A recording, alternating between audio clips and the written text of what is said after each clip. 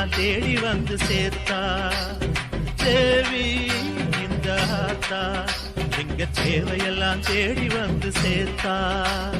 தாய்மையிலே பார்த்தா நோய்களிலே காத்தா பூவெடுத்து போட்டா பொன்னழப்பா ஆத்தா பொன்னழப்பா ஆத்தா பொன்னழப்பா ஆத்தா.